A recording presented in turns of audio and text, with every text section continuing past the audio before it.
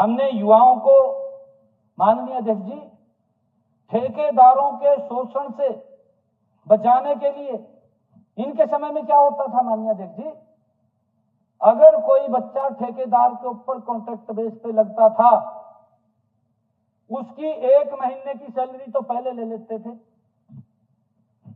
फिर जब उसको कॉन्ट्रैक्ट बेस पर लगाते थे उसका पैसा ले लेते थे। कितना शोषण युवाओं का होता था। उनको पूरा पैसा नहीं माननीय अध्यक्ष जी मिलता था, पूरा मानदेय नहीं मिलता था, हर महीने 1 महीने की सैलरी देनी पड़ती थी, लगातार 3 महीने तक, 4 महीने तक।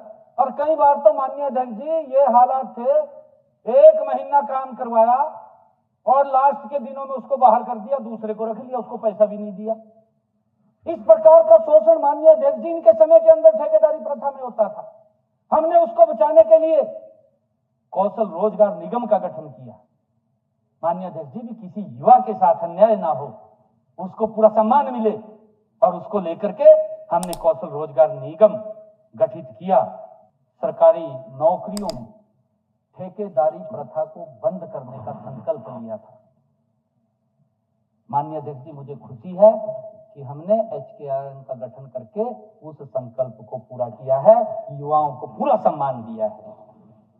हमने अनुबंध आधार पर नियुक्त कर्मचारियों के कल्याण के लिए और अनुबंध आधार पर पारदर्शी ढंग से, माननीय अध्यक्ष जी, मानव हस्तक्षेप के बिना हुई नियुक्तियां करने के लिए हरियाणा कौशल रोजगार निगम का गठन किया है।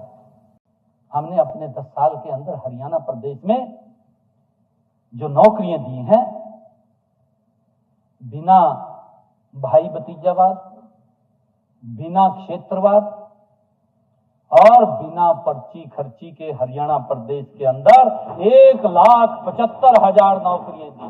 2 गुना से ज्यादा नौकरी हरियाणा सरकार के अंदर हमने देने का पारदर्शिता के आधार के ऊपर हमारी सरकार ने किया है। माननीय अध्यक्ष महोदय, हमने कॉमन पात्रता परीक्षा की सभी तैयारियां, मैं आज आपके माध्यम से ये कहना चाहूंगा, अपने सीटी के भी सभी युवा साथियों को आज ही कहना चाहता हूं कि हमने सीटी की पात्रता परीक्षा के लिए सभी तैयारियां पूर्ण कर ली हैं।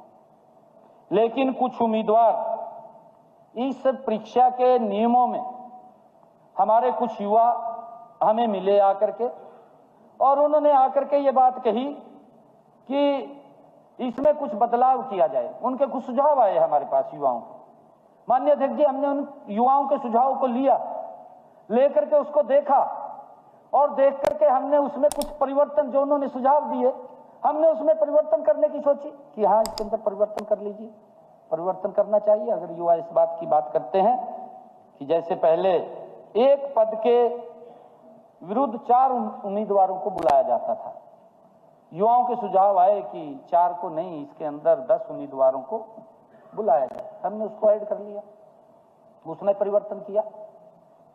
अब 1 पद के विरुद्ध 10 युवाओं को, जो उन्होंने सुझाव दिए, हमने उसको उसके अंदर शामिल किया है। आदरणीय अध्यक्ष जी, हमने नए नियमों व मानदंडों के अनुरूप इस परीक्षा की तैयारियां जोर शोर से की जा रही हैं, और मैं आपको बताना चाहता हूं कि हम सीटी का पेपर मई माह में आयोजित कर लिया जाएगा। हम उसकी तैयारी में मजबूती से लगे हुए हैं।